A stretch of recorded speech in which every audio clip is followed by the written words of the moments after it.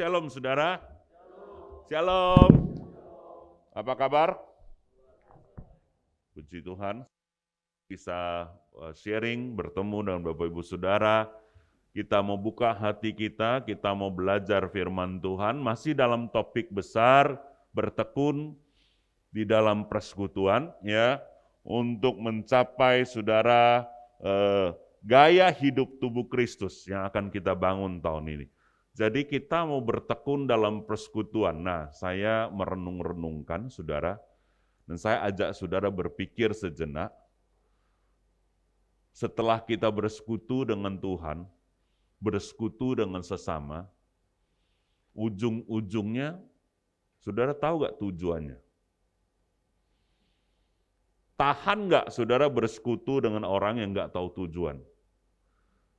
Pernah nggak ketemu orang ngomong sejam, ketemu saudara minta waktu, tapi dia mutar-mutar, nggak tahu ngomong apa. Saudara tahan ketemu dia besok lagi sejam? Boy Seng Chow. Tidak jelas bahasa Inggrisnya, saudara. Ya kan? Nggak tahu. Kenapa orang rajin kuliah 4 tahun? Ada tujuan, oke?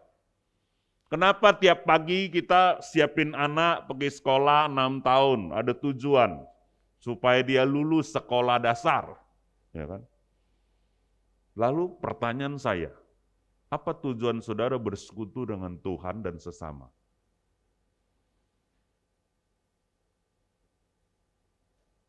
Apa tujuan saudara bersekutu dengan Tuhan dan sesama?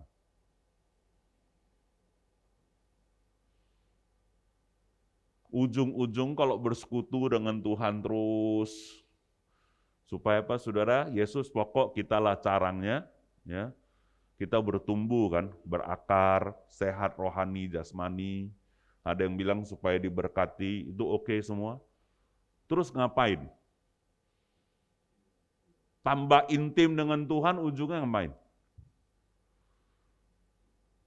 Banyak orang Kristen, saudara, hidup dengan tujuan pemulihan. Supaya aku dipulihkan, Pak. Terus, supaya aku karakter serupa Kristus. Terus, habis itu, apa ukurannya karakter seperti Kristus? Saudara tahu, ya, ada karyawan, ada salesman, pakaiannya rapi, tiap hari datang tepat waktu, tapi disuruh jualan, 100 juta pun nggak sampai sebulan. Tapi ada yang pakainya kacau balau, saudara. Masuk kantor kadang-kadang telat, tapi omsetnya tidak di bawah 2M. Kalau saudara bosnya, pilih sales yang seperti apa? Yang 2M atau yang rapi terus?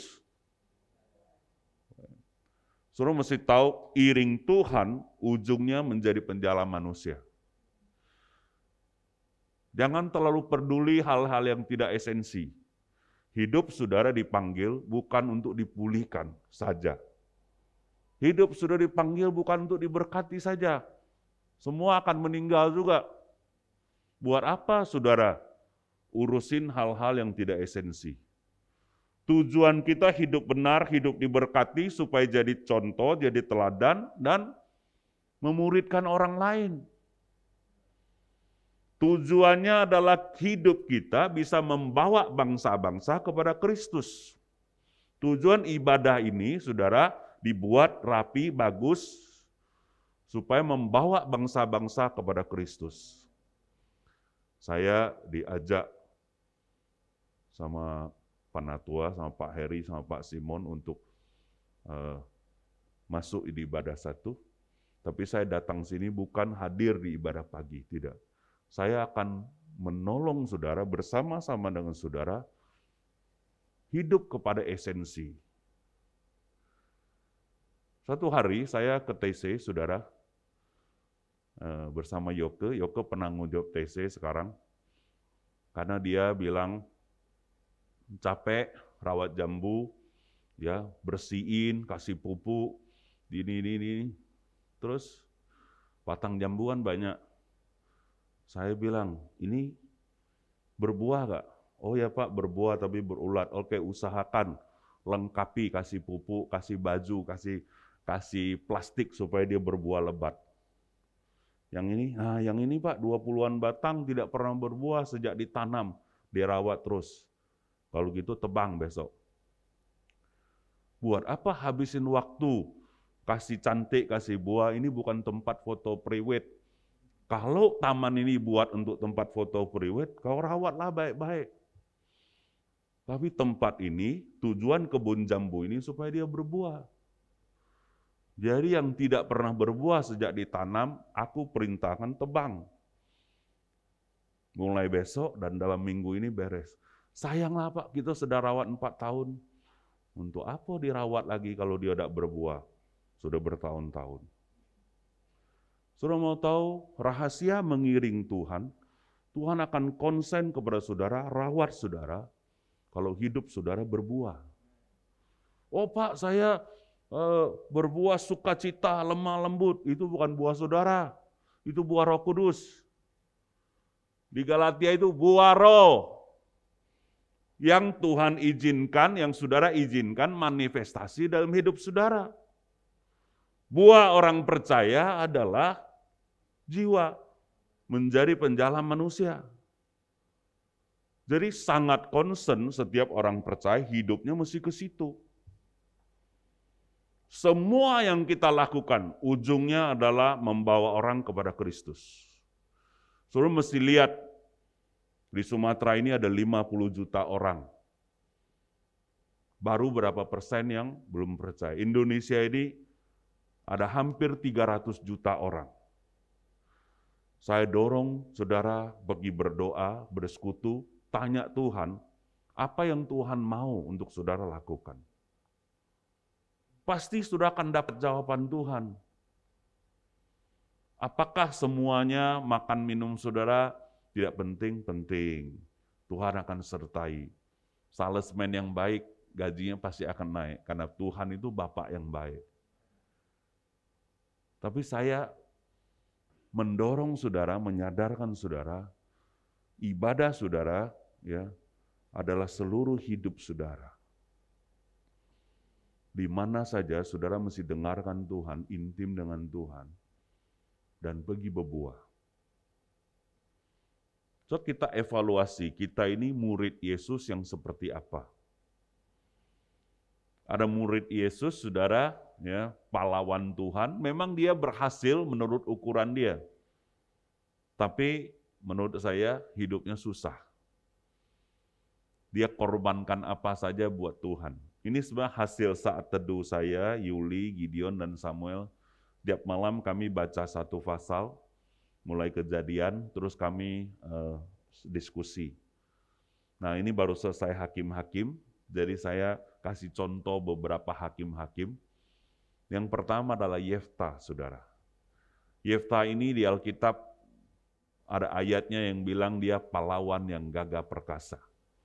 Yefta itu di Hakim-Hakim 11, coba lihat ayat yang pertama, ya. Hakim-Hakim 11 ayat yang pertama. Siapa yang ketemu boleh tolong baca.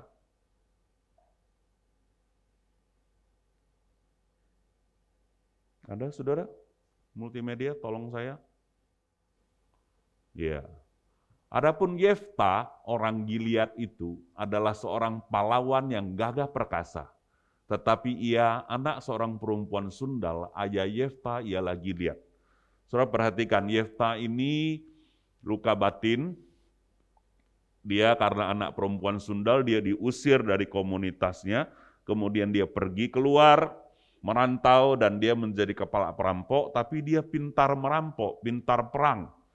Dia punya orang-orang kumpulan luka batin banyak. Satu kali Israel diserang. Kemudian orang Israel tidak jago perang zaman itu. Tidak ada yang memerintah, tidak punya pemimpin. Nah, tua-tua Israel ingat, di situ ya, di luar sana, di tempat itu ada Yefta dulu yang kita usir. Dia jago perang. Mari kita ajak dia pimpin kita untuk berperang. Ujung kisahnya Israel menang, Yefta menang. Karena memang kenapa? Yefta hebat bukan. Karena memang Tuhan mau menangkan Israel. Jangan lupa saudara, Kalau kita diberkati, kita sukses, pelayanan bagus semuanya, apakah karena kita baik? Tidak, karena memang Tuhan mau pakai hidup kita. Tuhan mau menyelamatkan dunia ini. Orang-orang di dalamnya, dia tidak mau seorang pun binasa. Nah, masalahnya ada di mana? Ada di orang yang dipakai, saudara. Tujuan dia dipakai Tuhan untuk kemuliaannya, untuk kepentingannya, atau memang karena Tuhan. Kadang-kadang kita pelayanan, saudara, kita bisnis, kita kerja, kenapa bisa berantem sama orang? Kenapa suami istri bisa berantem? Karena kemauan kita tidak diikutin. Itu masalahnya. Nah, kita mesti melihat ini kemauan Tuhan enggak? Atau kita tipe orang yang demi kemauan kita, semuanya mesti jadi. Saya pernah jatuh sekitar 15-20 tahun lalu ke dalam kesalahan itu. Sentralnya adalah apa yang saya mau lakukan mesti terjadi. Akhirnya banyak konflik dengan Yuli, konflik dengan anak-anak, konflik dengan orang-orang yang tidak sepaham dengan saya. Saudara mesti tahu kita semakin rajin bersekutu, semakin kita serupa Tuhan. Tuhan tidak berubah, iya, tapi Tuhan sangat fleksibel. Prinsip Tuhan tetap. Tapi saudara mesti ketahui, Tuhan bisa berubah-berubah. Bukan berubah-berubah, maaf, Tuhan bisa berubah kemauannya. Tuhan bisa menyesal. Tergantung respon orangnya. Contoh, Sodom dan Gomora. Tuhan mau musnahkan. Tapi Abraham bilang kalau ada 50 orang, nggak jadi. Aku habiskan, tapi nyatanya tidak ada. Nah, saya dorong saudara, jadi orang mesti luas sedikit, fleksibel, sedangkan Tuhan yang ciptakan langit dan bumi saja fleksibel. Ada satu ayat Alkitab sudah dalam Yeremia, saya mau Bapak Ibu baca. Devin ikutin saya, ya, supaya bisa concern, oke. Yeremia 18 ayat 4, apabila bejana yang sedang dibuatnya dari tanah liat di tangannya itu rusak. Ini cerita Yeremia disuruh Tuhan pergi belajar sama tukang periuk. Oke? Maka tukang periuk itu mengerjakan kembali menjadi bejana lain menurut apa yang baik di pemandangannya. Waktu kita baca di sini, selalu pendeta bilang Tuhan berdaulat. Dia berkuasa mau jadikan tanah liat itu periuk yang model apa. Tapi ketika kita baca satu perikop, kita tahu sebenarnya ini bicara tentang Tuhan itu fleksibel. Perlakuan Tuhan terhadap kita tergantung tanah liatnya, tergantung responnya. Coba saya bacakan ayat 5 ya. Kemudian datanglah firman Tuhan kepadaku bunyinya, masakan aku tidak dapat bertindak kepada kamu seperti tukang periuk ini? Hai kaum Israel, demikianlah firman Tuhan, sungguh seperti tanah liat di tangan tukang periuk, demikianlah kamu di tanganku, hai kaum Israel. Ada kalanya aku berkata tentang satu bangsa dan tentang suatu kerajaan, bahwa aku akan mencabut, merobohkan, dan membinasakannya. Tapi apabila bangsa yang terhadap siapa aku berkata demikian telah bertobat dari kejahatannya, maka menyesallah aku bahwa aku hendak menjatuhkan malapetaka yang merancangkan itu terhadap mereka. Bisa menyesal Tuhan. Ada kalanya aku berkata tentang satu bangsa dan tentang suatu kerajaan bahwa aku akan membangun dan menanam mereka. Tapi apabila mereka melakukan apa yang jahat di depan mataku dan tidak mendengarkan suaraku, maka menyesallah aku bahwa aku hendak mendatangkan keberuntungan yang kujanjikan kepada mereka. Bisa berubah berkatnya. Kenapa saudara menyesal? Karena respon orang itu. Soalnya Tuhan akan memberkati kita, memakai kita, tapi kalau kita malas, kita gak mau, bisa berubah. Tuhan saja yang ciptakan langit dan bumi bisa berubah, apalagi saudara. Maksud saya dalam didik anak, jangan bilang, kalau papa bilang A, tidak boleh B. Karena papa mesti komitmen. Oh, itu bagus, tapi lihat kondisinya. Kalau anak kamu gak sanggup angkat 20 kilo, dia baru umur 10, Ya berubah, oh papa salah ya, ternyata kamu cuma bisa 3 kilo, kan gitu saudara. Tidak apa-apa berubah. Termasuklah saudara kalau berdoa dan punya visi. Bisa berubah nggak? Bisa. Contoh, satu kali saya tergerak kasih satu orang 1 juta, seseorang. Terus saya diskusi sama Yuli karena dalam keluarga kami sepakat jika memberi dalam jumlah sekian, itu mesti ada kesepakatan. Saudara boleh buat sendiri kesepakatannya. Lalu kemudian Yuli bilang, aku nggak tergerak rasanya. Oke, kalau gitu kita pending. Terus Yuli bilang, enggak, kalau Papa tergerak kasih aja. Siapa tahu nanti kita menghalangi maksud Tuhan. Kan Papa dengar suara Tuhan jelas suruh kasih 1 juta, iya. Terus saya tanya Tuhan ini gimana? Kalau Tuhan tanya aku, kalau kamu gimana? Aku pending Tuhan. Karena aku hargai Yuli. Karena aku tahu dia tidak sejahtera kasih orang itu. Terus Tuhan bilang iya. Tapi jawaban aku ke Yuli gimana? Supaya gak salah ngajar nih sama anak-anak. Oh Tuhan kasih aku hikmat. Kalau Tuhan memang mau berkati orang itu, dan kamu gak mau karena menghargai istri, Tuhan bisa pakai ribuan orang yang lain bisa memberkati dia. Tapi kalau Tuhan mau pakai kamu, Tuhan akan bicara dalam 2 detik kepada Yuli. Supaya dia taat dan kasih. Jadi Tuhan sangat menghargai tiap-tiap pribadi.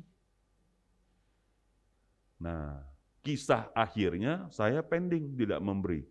Dan uangnya dialihkan kepada orang yang satu lagi. Jadi saudara, maksud saya gini, jangan ngancam-ngancam istri, anak, karena Tuhan nih, ya Tuhan sudah ngomong, kalau aku gak pelayanan lah. Atau hal-hal kerjaan, kalau gitu aku udah usah kerja lah, di rumah kau kerja. Itu pemimpin yang tidak baik, tidak seperti Tuhan. Ya, pemimpin yang tipenya seperti Yeftah. Apa salahnya Yeftah, saudara tahu? Ya, salahnya Yeftah, saudara, dia menerima pelayanan, menerima pekerjaan, motivasi awalnya adalah dia sendiri. Coba lihat Hakim-Hakim 11 ayat kelanjutannya tadi, ya. Kata Yeftah kepada para tua-tua Gilead, jadi jika kamu membawa aku kembali untuk berperang melawan Bani Amon, dan Tuhan menyerahkan mereka kepadaku, lihat, dia tahu Tuhan menyerahkan mereka kepadaku, maka akulah yang akan menjadi kepala atas kamu. Negosiasinya kalau menang, aku jadi raja dulu. Oke dak? Dia bukan negosiasinya kalau menang kita kasih persembahan ke Tuhan, semua Israel mesti menyembah Tuhan, bertobat. Tapi tidak, fokusnya apa? Aku. Waktu saudara jadi orang tua, jadi ayah ibu rohani, pemimpin, ketika fokus saudara adalah kepentingan sendiri, itu masalah. Ya. Apakah saudara tipe orang tua yang mengorbankan semuanya, termasuk anak saudara? Ya, suami mengorbankan istri demi kepentinganmu? Oh, enggak Pak. Oh, ada. Tapi kadang-kadang ya, kau les piano nak, les bahasa Inggris, les ini. Aku enggak bisa. Mau ditaruh di mana muka mama ini kalau kau udah ranking 1? Banyak orang paksa anak belajar. Untuk apa? Bukan untuk anaknya baik saja. Supaya orang tuanya dihargai. Itu masalah, saudara. Apa yang kita kejar dalam hidup ini? Saudara mesti tahu esensi saudara bekerja, esensi saudara melayani, ingat ujungnya adalah orang, manusia. Saudara tidak boleh mencelakai, ya, mengorbankan siapa saja yang bersama-sama dengan saudara. Kalau ini dapat visi, dia tidak mau bantu, gimana? Tunggulah. Tunggu, kasih tahu, sabar. Seperti siapa? Seperti Yesus. Yesus menunggu 2,5 tahun sampai di antara 12 muridnya dapat visi tentang Yesus adalah Mesias. Baru setelah itu dia bilang, oh aku siap pergi ke Yerusalem. Aku sekarang boleh disalib. Karena di antaranya sudah ada yang dapat pewahyuan aku adalah Mesias. Yaitu Simon Petrus, engkau adalah anak Allah yang hidup. Nah itu tipe pemimpin yang baik, saudara. Memberi waktu, membina, mengayomi. Bukan yang main hajar saja. Ya. Apa akibatnya? Orang seperti Yefta, dia berhasil dalam seluruh hidupnya, tapi cili zisan, istri pergi, anak pisah, saudara. Ujungnya anak kandungnya dia jadiin korban bakaran. Coba lihat ayat berikutnya yang Yefta, Hakim 11. Lihat ini. Maka Yefta ikut dengan para tua-tua Gilead, lalu bangsa itu mengangkat dia menjadi kepala dan panglima mereka, tapi Yefta membawa seluruh perkaranya itu ke hadapan Tuhan. Dia doa juga. Dia berseru juga, tapi tujuan ujungnya supaya dia jadi raja. Jadi kadang-kadang kita doa klaim sana sini, saudara, kita mesti lihat ini ujungnya kehendak Tuhan atau kehendak kita yang jadi prioritas. Atau kita manipulasi kehendak Tuhan. Coba lihat ayat berikutnya. Lalu bernazarlah Yefta kepada Tuhan. Lihat ini. Katanya, jika engkau sungguh-sungguh menyerahkan Bani Amon itu ke dalam tanganku, maka apa yang keluar dari pintu rumahku untuk menemui aku? Maka waktu aku kembali dengan selamat dari Bani Amon, itu akan menjadi kepunyaan Tuhan dan aku akan persembahkan sebagai korban bakaran. Ini orang, saudara bernazar tapi tidak mengenal Allah dengan benar. Tahukah saudara, bagi Allah yang kita sembah, Allah Israel, korban bakaran manusia adalah kekejian. Hanya dewa Molok, dewa-dewa yang terima korban, apalagi anak. Kenapa saudara dia ngomong gini, dia mikir gak yang keluar dari pintu rumahnya itu bisa anaknya, bisa istrinya? Masa apa saja, siapa saja yang keluar? Ya kalau mungkin ya asisten rumah tangganya, budaknya oke lah, tapi itu pun tidak baik.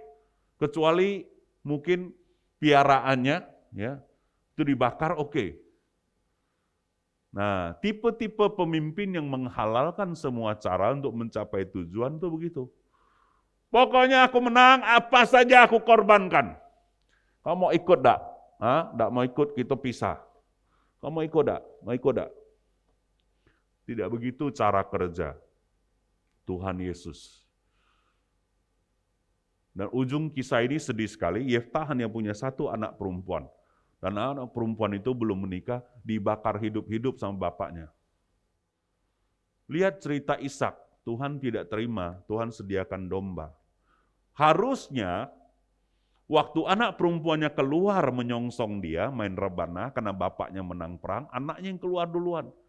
Dia bilang sama anaknya, cilaka aku harus bakar kau, karena aku sudah nazar sama Tuhan. Kalau saudara baca Hakim 11 ini, harusnya bilang, Tuhan ampun, aku sudah salah bernazar. Ini anak perempuanku, boleh tidak Tuhan? Aku ganti kambing saja. Harusnya begitu saudara, karena ya memang dia salah. Tuhan tidak berkenan akan korban bakaran manusia, apalagi anak sendiri. Itu kerjaan dewa. Jadi banyak orang Kristen bawa kebiasaan lamanya, masukin, saudara terus nazar. Bukan tidak boleh menazar. Maksud saya, saudara mesti bersekutu, mengenal Tuhan dengan benar, kemudian melakukan, jangan sampai semangat saudara, perang saudara, ujungnya sia-sia. Lalu demi pekerjaan, demi saudara berhasil mengorbankan semuanya. Kalau saya lebih milih uangnya lebih sedikit, saya punya banyak waktu minum kopi sama Yuli. Percaya saya. Saya sudah diminta berkali-kali untuk pindah kota, bahkan pindah negara, dengan berkat dan bayaran yang berlipat-lipat. Tapi saya memilih untuk di Jambi saja, karena Tuhan mau saya, ya Tuhan nggak bilang suruh saya pindah. Lalu pilihan kedua adalah saudara, istri saya nyaman di Jambi, tidak macet, dan punya banyak waktu, saudara. Kalau Jakarta itu pergi saja untuk ke kantor 2 jam, balik nanti 2 jam. Kalau soal pelayanan, semua pelayanan. Jadi saudara, hidup ini pilihan. Mau seperti apa saudara hidup? Apakah gak mau maju? Gak lah, kalau Tuhan berkati kita, kita sungguh-sungguh. Zaman sekarang bukan soal tinggal di mana. Pakai internet, semua bisa kerja. Paham saudara? Jadi jangan ngotot saudara jadi orang, ya. Hati-hati menetapkan visi, menetapkan tujuan, tapi tujuannya tidak berkenan kepada Tuhan. Tipe yang kedua adalah tipe Simpson. Pahlawan yang gagah perkasa. Satu orang pukul kalah 1.000 orang. Saya waktu baca ayat ini, untung Alkitab yang ngomong. Kalau enggak, saya enggak percaya senjatanya adalah rahang keldai. Ya kan, tulang binatang dia pakai, kalahkan prajurit 1.000 orang. Saya bayangin satu TNI aja, saya kalau 1 lawan 1, saya KO duluan. Ini 1.000 keroyok 1 dia menang. Sakti tidak? Sakti ini orang, saudara, diurapi Tuhan. Luar biasa talentanya. Tapi dia mati muda dalam keadaan buta. Begitu banyak orang diberkati dengan semua karunia, tapi tidak berhasil. Kelihatannya heboh. Simpson itu kalau khotbah, orang pendeta khotbah, cerita Simpson semua kenal. Apa yang dia kerjakan sungguh luar biasa. Tapi saya percaya itu bukan kehendak Tuhan yang sempurna. Mestinya dia akan dipakai sampai masa tua. Dan begitu banyak perkara yang mesti dia bereskan. Tapi enggak, keluarganya semua hancur. Tidak sempat di Alkitab cerita bagaimana kisah ujungnya. Kenapa saudara? Karena dia tidak bisa tahan keinginannya, nafsunya. Contoh kalau sekarang, aku mau makan durian 10 biji, babi sancam 3 kilo, sikat. Ya kan? Tunggu besok aja dia sudah agak gusar. Aku mau sekarang. Karena dia merasa berkuasa dan mampu. Dia tidak menahan keinginannya. Banyak sekali hamba-hamba Tuhan yang diurapi, meninggal karena sate kambing.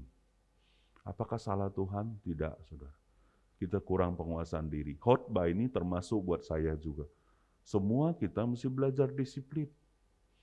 Ambisi, kemauan. Ya. Banyak sekali orang pintar, saya sudah ketemu S2, lulusan Amerika, tapi tidak berhasil dalam karirnya. Kerja gajinya 26 juta, terus 3 bulan berhenti. Kenapa? Berantem, bosnya tidak bagus, tetangganya tidak bagus, depan meja tidak bagus, ini tidak bagus. Pindah setahun 3 perusahaan, semua tidak bagus. Yang tidak bagus siapa? Persoalan saudara, kita nggak bisa nahan diri. Karunia ada, ya, kekuatan hebat, pengetahuan oke, tapi tidak berhasil. Lebih baguslah, maaf ya, orang yang IQ-nya pas-pasan, lulusan SMP, dia bertekun dan setia. Bahagia juga lah dia. Tapi kalau saudara diberi karunia seperti Simpson, diberi talenta, pakailah baik-baik untuk kemuliaan Tuhan. Bukan hidup seperti Simpson yang Tuhan rencanakan. Kawin cerai, kumpul kebo. Perhatikan baik-baik hidup saudara. Siapa yang ada di sekeliling saudara? Siapa yang saudara hasilkan? Sampai hari ini engkau jadi orang Kristen, mau ceknya gampang. Berapa murid rohani yang kau baptis? Setiap pribadi. Berapa orang yang saudara pimpin untuk terima Yesus sejak saudara percaya Yesus? Oh payah Pak, itu alasan. Aku bukan pendeta, tidak ada ayat di Alkitab bilang itu kerjaan pendeta. Kamu harus pergi dan menghasilkan buah. Satu-satunya alasan saudara tidak menghasilkan buah adalah saudara egois, takut, tidak rendah hati. Saudara tahu, saya pernah menginjili orang, pernah dibanting pintu, pernah diludah, pernah diusir, bahkan rasul-rasul dulu dipenjara dan dibunuh. Fokusnya jelas, menangkan jiwa. Tapi kalau bicara sekarang saudara kepada orang Kristen, oh alasannya banyak. Saya mau dorong saudara pagi hari ini di tempat ini, siapapun saudara yang di rumah, yang di sini, Tuhan gak paksa saudara mesti baptis 100 orang. Tapi mulailah dari 1 orang. Bikin target sampai akhir tahun ini, saudara baptis 1 orang, muridkan, dan minta murid saudara baptis orang juga. Itu maksud ayat, pergi jadikan semua bangsa murid. Ibadah ini, semua ibadah kita mesti fokusnya ke situ.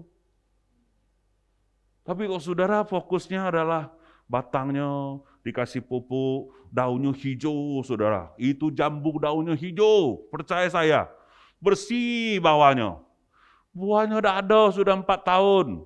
Ngapain? Tebanglah. Lebih bagus di hutan selat tuh. Ular banyak, ya kan? Rumput banyak, durennya jatuh terus. Mantap, saudara. Ngerti ya? Jadi jangan terlalu urusin hal-hal yang tidak esensi. Bukan itu tidak penting, saudara. Tapi ketahuilah, Tuhan mau hidup saudara berbuah. Kalau bisa ditanam di pot, di ruang AC berbuah itu bagus. Tapi kalau nggak bisa, geser. Geser supaya kena matahari dan berbuah. Itu tujuan Tuhan menanam saudara. Haleluya. Nah, sekarang khotbah terakhir 5 menit, ya kan? Lihat poin terakhirnya, Devin. Pemimpin seperti Yesus itu pemimpin seperti apa? Ada 3 hal, saudara. Intim dengan Bapa. Ketika engkau intim dengan Bapa, engkau akan ambil keputusan yang benar. Tanya Tuhan, apa-apa tanya Tuhan. Tuhan, gimana sih nginjil? Gimana sih Tuhan, mau aku mulainya dari mana sih? Apa sih kerjaan yang paling penting? Oh, dari anak kamu, injili, dari tetangga, dari acek, dari siapa? Tekun. Sekali gak bisa, 50 kali pasti bisa. Sebulan gak bisa, setahun pasti bisa. Itu aja. Ukurannya adalah melahirkan anak-anak rohani yang saudara bimbing, yang saudara baptis. Menjadi bapak bukan tentang jabatan, ya, status, fungsi. Oh, aku bapak kau, Gideon. Oh iya, secara akte kelahiran ya. Tapi ada orang tua yang tidak berfungsi jadi bapak. Di rumah sama we. 1, 2, 3. Saudara, ayah dan ibu itu bicara fungsi, ya kan? Kemudian beri waktu, berkorban, hampiri duluan. Jangan tuntut, oh tidak ada yang muridkan aku. Kita disuruh pergi dan muridkan orang. Pergi, jadikan semua bangsa murid. Tidak ada ayatnya bilang kita minta dimuridkan terus. Kita pergi, jadikan semua bangsa murid. Waktu kita muridkan orang, Tuhan akan kirimkan orang-orang muridkan kita. Karena jangan lupa pohon yang berbuah disayang petaninya. Di Malaysia, saudara, ya, ada pohon 1 duren itu manis dan legit sekali. Sama petaninya itu dirantai. Habis 20 juta lebih, dijagoin. Kenapa? 1 biji durennya hampir 1 juta. Itu yang order setahun sebelumnya. Yang punya dealer mobil, sebagainya. Itu duren enak. Dijaga baik-baik, saudara. Kalau saudara berbuah lebat, Bapa di surga akan jagai saudara baik-baik. Ya kan? Jangan khawatir, saudara. Ya. Ujung daripada hidup kita ini harus mendirikan jemaat. Baik sendiri, baik bersama-sama. Secara tim. Saya rindu ibadah 1 ini rintis banyak jemaat. Ya, kemana-mana, bukan komsel, tapi gereja. Sipin Ujung, Selinca, Talang Banjar, manolah saudara, kerjakan itu. Fokus. Fokus, sangat fokus untuk melahirkan buah. Saya berdoa, pesan firman hari ini dapat kita lakukan. Jangan frustasi, Tuhan akan menolong saudara, karena ini perintah Tuhan, bukan perintah saya. Saya dorong saudara gunakan energi, hati, tenaga, semuanya, keuangan, lakukan itu. Kita akan lihat akhir tahun ini, saudara pasti multiplikasi. Amin. Saya bersama-sama dengan saudara. Saya siap dimintain tolong, disuruh bantu, kalau persoalan, muridkan orang dan dibaptis. Pak, kalau gitu ini semua tidak penting. Boy, penting. Ini kalau tidak bunyi, tidak bisa ngomong aku. Ini semua penting, ada bagiannya, ya kan? Tapi setiap orang, termasuk Nius, Devin, mesti pergi baptis orang. Saya ingatkan berulang-ulang, karena itu panggilan Tuhan. Itu tandanya saya harus tutup. Kita berdoa. Bapak, terima kasih hari ini Engkau memberkati, hamba-Mu sudah berhenti berbicara karena waktu, tapi firman-Mu bekerja di hati setiap kami. Engkau mengasihi setiap orang yang dengar firman pagi hari ini. Hamba juga mengasihi mereka, hamba rindu mereka pergi dan jadikan murid. Seperti yang Engkau pesankan. Tuhan tolong kami, berkati kami, mampukan kami. Dalam nama Yesus kami sudah berdoa. Amin.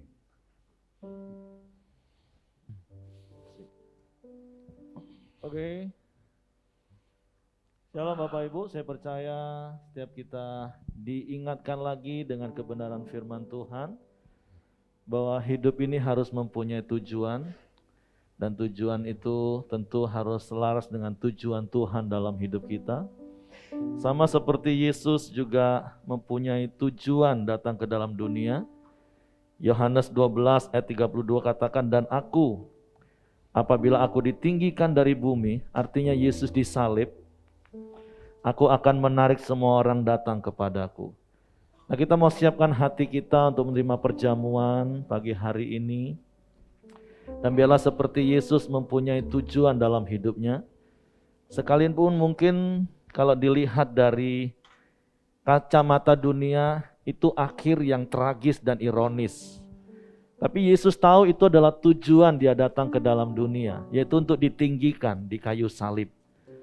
Tapi tujuannya jelas, supaya semua orang datang kepadanya. Hari ini kita sudah dipanggil Tuhan, dimuridkan Tuhan. Biarlah kita hidup dengan tujuan Tuhan, amin.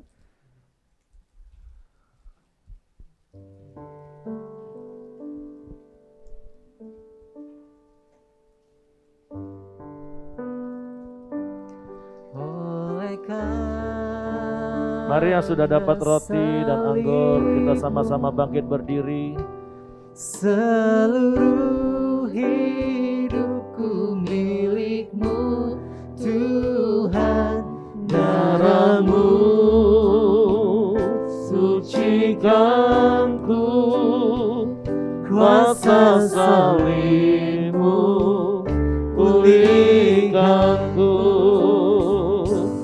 Oleh karena salib-Mu, seluruh hidupku milik-Mu, Tuhan, darah-Mu sucikanku, kuasa salib-Mu pulihkanku. Sekali lagi kita katakan, oleh karena salib-Mu, seluruh hidupku milik-Mu, Tuhan, karena-Mu sucikanku, kuasa salib-Mu pulihkanku. karena karya salib-Mu, maka hidup kami bukan milik kami lagi, melainkan milik-Mu. Karena Engkau telah menebus hidup kami dari cara hidup yang sia-sia yang menuju kepada kebinasaan. Engkau menebus hidup kami dengan anugerah-Mu, sehingga kami memperoleh hidup yang kekal. Dan Engkau memberikan sebuah tujuan dalam hidup kami, supaya melalui hidup kami Engkau dipermuliakan, supaya melalui hidup kami ada jiwa-jiwa yang dibawa datang kepadamu. Sebab itu ketika pagi hari ini Tuhan, kami mengangkat roti dan anggur di hadapan hadirat-Mu.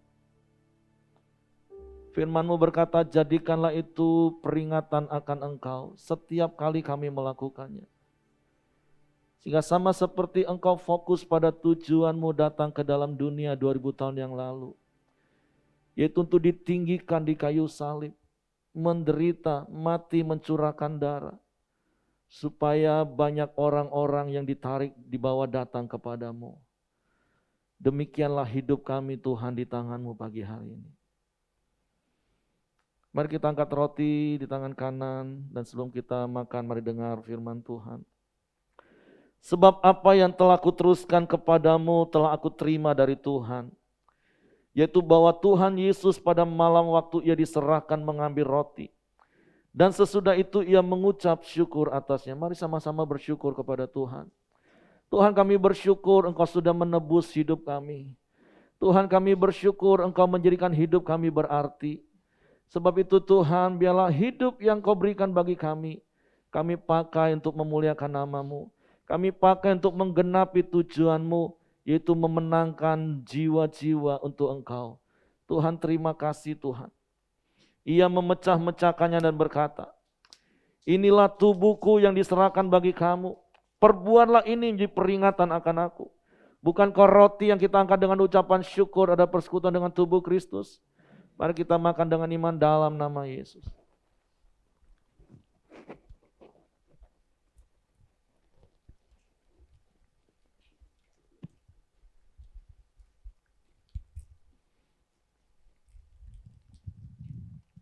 Mari kita angkat cawan, dan sebelum kita minum, mari dengar firman Tuhan. Demikian juga ia mengambil cawan sesudah makan lalu berkata, cawan ini adalah perjanjian baru yang dimeteraikan oleh darahku. Perbuatlah ini setiap kali kamu meminumnya, menjadi peringatan akan aku. Bukankah cawan yang kita angkat dengan ucapan syukur ada persekutuan dengan darah Kristus? Mari kita minum dengan iman dalam nama Yesus.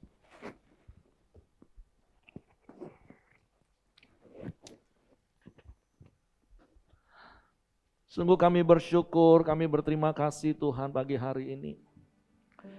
Biarlah melalui perjamuan Tuhan yang kami terima pagi hari ini, mengingatkan kami lagi akan tujuan di dalam hidup kami. Seperti firman-Mu yang Kau berikan bagi kami pagi hari ini.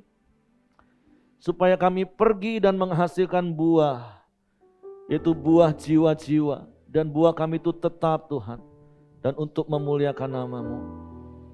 Sebab itu biarlah kami terus tinggal di dalam Engkau dan firman-Mu di dalam kami. Kami bersekutu dengan Engkau. Kami bersekutu dengan sesama anggota tubuh Kristus.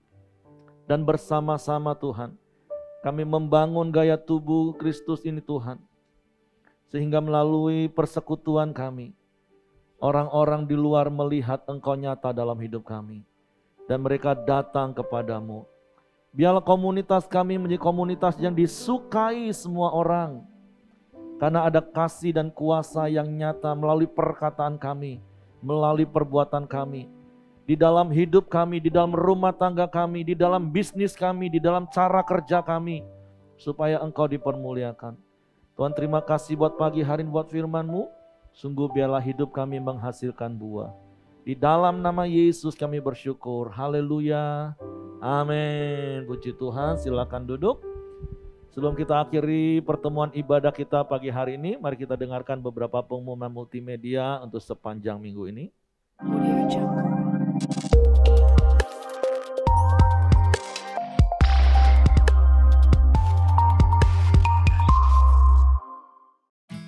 Dihimbau kepada Bapak Ibu Saudara untuk menyimpan nomor WA Pelita Center, yaitu di 0852 1379 2918. Setelah disimpan, dimohon untuk mengirim pesan ke nomor yang sama dengan isi pesan sebagai berikut: nama Bapak Ibu Saudara dan ibadah Bapak Ibu Saudara.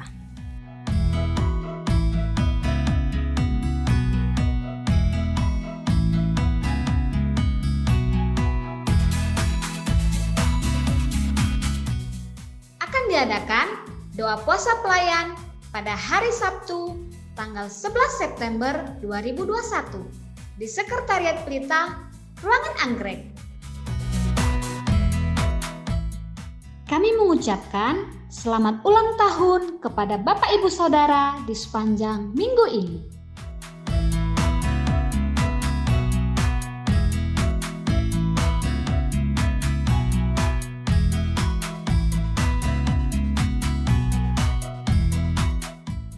Selamat hari Minggu, Tuhan Yesus memberkati.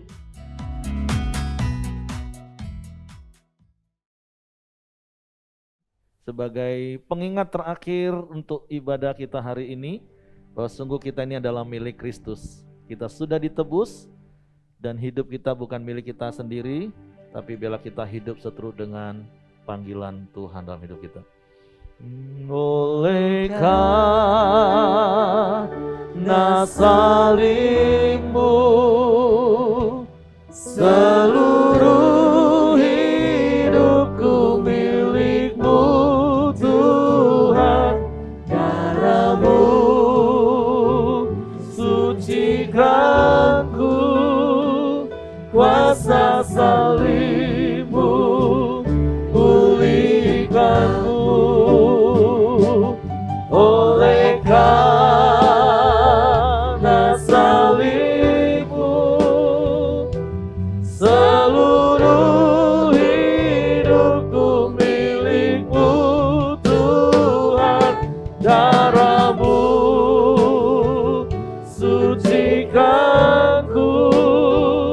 kuasa salibmu pulihkanku.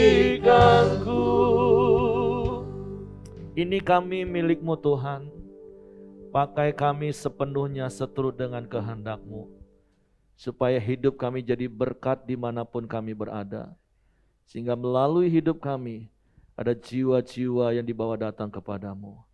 Sebab itu Bapa, kami serahkan hidup kami sepanjang minggu ke depan ini ke dalam tangan-Mu. Biarlah tangan kuasa-Mu terkedang menyertai setiap kami. Ada perlindungan, ada pemeliharaan, ada penyertaan di sepanjang jalan hidup kami. Sehingga dimanapun kami berada sepanjang minggu ini Tuhan, Engkau dipermuliakan.